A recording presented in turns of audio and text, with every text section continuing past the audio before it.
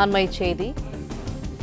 Tiruppur குமரானந்தபுரத்தில் finance உரிமையாளர் பாலமுருகன் வெட்டி கொலை செய்யப்பட்டிருக்கிறார்.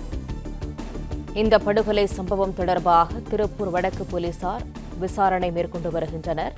இது தொடர்பான கூடுதல் தகவல்களை தருகிறார் எமது செய்தியாளர் செந்தில். செந்தில், வணக்கம். முழு விவரங்கள் என்ன?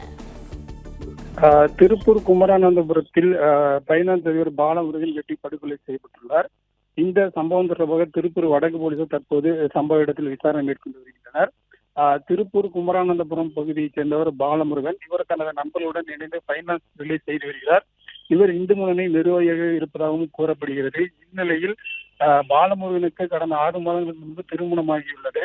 மேலும் இன்று அதிகாலை 3 மணி அளவில் அவரது வீட்டின் அருகே பாலமுருகன் மர்ம நபர்களால் வெட்டி படுகொலை செய்யப்பட்டதாக தெரிகிறது. தகவல் அறிந்து சம்பவ இடத்துக்கு விரைந்து வந்த வடக்கு போலீசார் தற்போது விசாரணை மேற்கொண்டு வருகின்றனர்.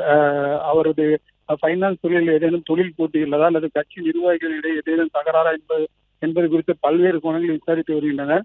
மேலும் இந்த கொலை தொடர்பாக சம்பவ இடத்தில் மாநகர காவல் துணை ஆணையர், திருப்பூர் வடக்கு காவல் ஆணையர் உள்ளிட்ட போலீசார் விசாரணை மேற்கொண்டு வருகின்றனர். தகவல்களுக்கு நன்றி செந்தில். பிளே ஸ்டோர் மற்றும் ஆப் ஸ்டோரில் இருந்து பாலிமர் செயலியை QR கோடு மூலம் பதிவிறக்கம் செய்யுங்கள். செய்திகளை உடனுக்குடன் பெறுங்கள்.